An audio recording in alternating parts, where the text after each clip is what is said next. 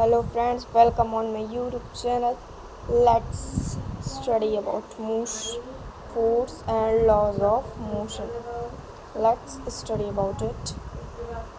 Start the chapter. So let's start. Then first we zoom it in the photo. In the previous chapter, we described the motion of an object along a straight line in terms of its position. Meaning of this line, पिछले chapter में हमने describe किया था, मतलब हमने पढ़ा था कि मोशन के बारे में पढ़ा था। एक स्ट्रेट लाइन में जो मोशन होता है उसके बारे में पढ़ा था, मतलब स्ट्रेट लाइन मोशन के बारे में पढ़ा था। और टर्म्स मतलब उसकी पोजीशन के टर्म्स में हमने क्या कहते हैं मोशन चैप्टर्स को पढ़ा था।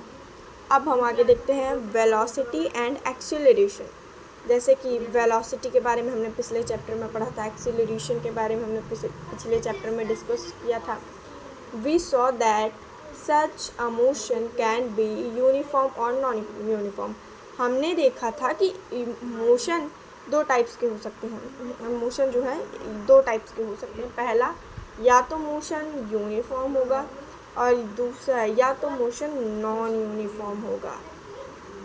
तो हमने यहाँ पे दो चीज़ें डिस्कस की थी, मोशन या तो मोशन यूनिफॉर्म होगा और ना तो या तो मोशन नॉन यूनिफॉर्म होगा। We have got yet discovered what causes of motion. हमने ये भी देखा था, वी हैव नॉट मतलब हमने ये भी देखा था कि क्या कहते हैं कॉजेस क्या होते हैं मोशन के। मतलब ऐसी क्या स्थितियाँ आ जाती हैं कि हमको मोशन करना पड़ता है। मीन्स मान लीजिए लड़का है, अब ये ट्रॉली रखी हुई है, तो अब ये मोशन क्यों करेगा? इसको इस ट्रॉली को मोशन स्टेट में इसलिए लाना होगा क्योंकि जब ये मोशन स्टेट में आएगा तभी तो ये अपने सामान को इससे ले जा पाएगा, इसीलिए इसको मोशन स्टेट में लाना पड़ेगा। तो यही है कि हमने देखा था कि किस किस कॉजेज़ के लिए हमने मोशन किया था। If so what is the nature of its cause. और हमने ये भी देखा था कि क्या कहते हैं नेचर क्या होता है हमारे कॉजेज़ का। और in this chapter we shall make an attempt to quiz all such curiosities. और अभी तक हमने जितना पढ़ा, अब इस चैप्टर में हम पढ़ने वाले हैं इन सभी क्यूरियोसिटीज़, मतलब हम अपनी उत्सुकताओं के बारे में पढ़ने वाले हैं। जैसे कि ये वाला जिस लाइन को मैंने अंडरलाइन किया वो if so what is the nature of causes of motion, इसके बारे में हम यहाँ पे डिस्कस करने वाले हैं। और एक्सीलरेशन और स्पीड के बारे में हमने उस वीडियो में ही डिस्कस कर लिया था। तो चलिए आगे बढ़ते हैं। फॉर मैनी सेंचुरीज़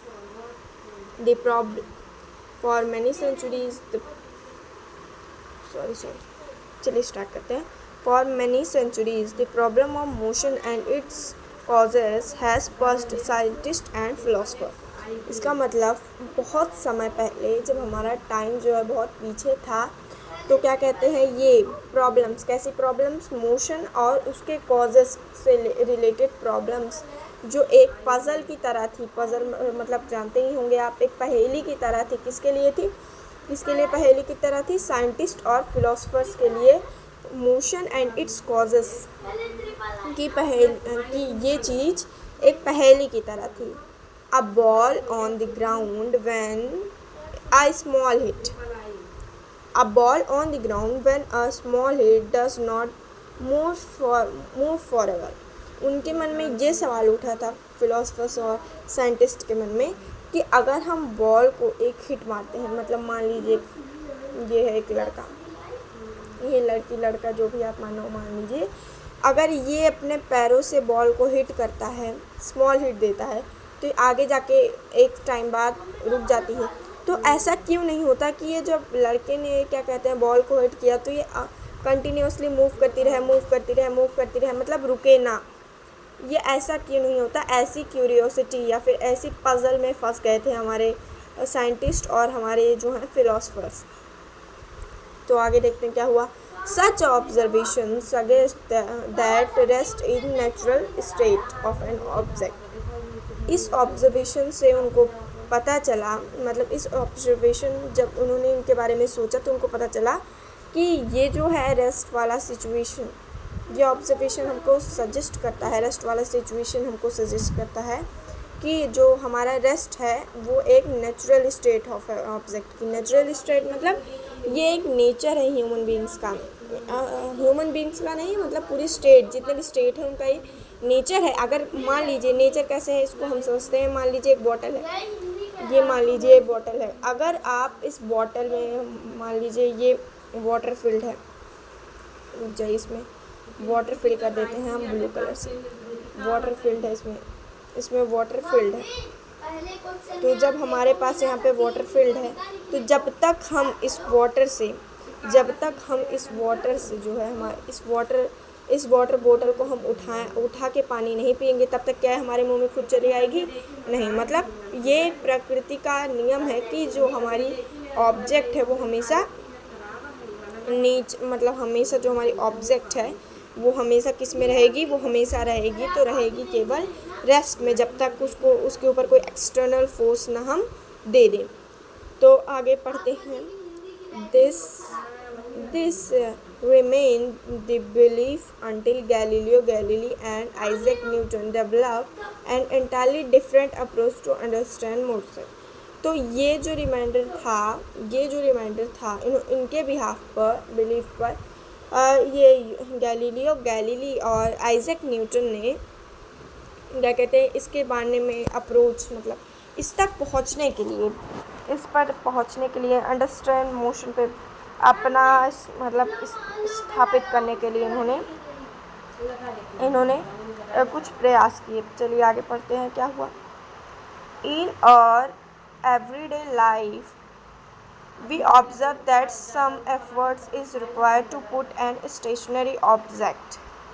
अब इसमें क्या बोल रहा है कि हमारी डेली लाइफ में हमको क्या कहते हैं कुछ एफर्ट्स चाहिए रहते हैं, मतलब कुछ ताकत चाहिए रहती है, कुछ एफर्ट्स हमको हमारी मतलब डेली लाइफ की एनर्जी में रिक्वायर्ड होता है कि हम किसी स्टेशनरी ऑब्जेक्ट, मतलब रुके हुए या फिर स्थिर या फिर जड़े हुए ऑब्जेक्ट को हमको मोशन में लाने के लिए हमको कुछ क्या कहते हैं एफर्ट्स रिक्वायर्ड होता है। We ordinarily experience this as a muscular efforts and says that we must push or hit or pull on objects to change its state of motion। हम किस टाइप के एफर्ट्स लगाते हैं, हम क्या कहते हैं ज़्यादातर हम मस्कुलर एफर्ट्स लगाते हैं। इस एक्सपीरियंस को हमने जब भी लिया होगा तो हम हमेशा अपने बॉटल्स को उठाने के लिए मस्कुलर एफर्ट्स लगाते हैं। हम किसी चीज़ को पुश या पुल करने के लिए भी मस्कुलर हम क्या लगाते हैं, हम मस्कुलर एफर्ट्स लगाते हैं। तभी किस लिए लगाते हैं, क्योंकि किसी भी ऑब्जेक्ट की सिचुएशन को हम चेंज कर सकें, किसी ऑब्जेक्ट की सिचुएशंस को हम कर सकें चेंज। अब आगे पढ़ते हैं क्या होता है। चुप। तो चलिए अब आगे पढ़ते हैं हमने क्या हुआ। अब हम कहाँ पहुँचे थे। हाँ, let us now ponder what about the force. Ponder means क्या होता है तो आपको बहुत जानना चाहिए। पॉन्डर बहुत ही अच्छा वर्ड है। चलिए इसकी हिंदी जानते हैं। ये वर्ड आपको इंग्लिश में भी बहुत काम देगा। तो पॉन्डर मीन्स होता है विचार करते हैं। चलिए अब विचार करते हैं किसके बारे में, फोर्स के बारे में हम थोड़ा विचार करते हैं। व्हाट इज़ इट, मतलब फोर्स आखिर है क्या। In fact no one has been tested or felt a force. किसी ने भी इसको न टेस्ट किया है फोर्स को, ना ही कभी फील किया है। बस हमने रिज़ल्ट देखा है। हमने जब भी किसी चीज़ को पुश किया है या पुल किया है तो हमको रिज़ल्ट दिखाई देता है कि वो आगे बढ़ रही है, पीछे जा रही है, उसकी स्टेट में चेंज हो रहा है कि नहीं। However, we always see or felt the efforts of a force। हमने केवल एफर्ट्स, मैंने देखा नहीं, हमने एफर्ट्स लगाया तो रिज़ल्ट दिखा। हमने केवल एफर्ट्स को देखा है फोर्स के, ना कि उसके हमने उसको फील किया या फिर कुछ और किया है। हाउएवर वी ऑलवेज, हमने इसको पढ़ लिया, we can only explain by the describing what happen when a force applied on a object. हम केवल इस चीज़ को एक्सप्लेन कर सकते हैं कि जब हम किसी ऑब्जेक्ट पे फोर्स लगाते हैं तो एग्जैक्टली उसके साथ होता क्या है, what happens with the object when we applied force. तो वो आगे बढ़ता है, पीछे जाता है, या फिर वो मोशन में था वो रेस्ट में आ जाता है, या फिर वो रेस्ट में था वो मोशन में चला जाता है। तो हमको ये दिखाई देता है केवल। Pushing, hitting, pulling of an object always bringing objects motion.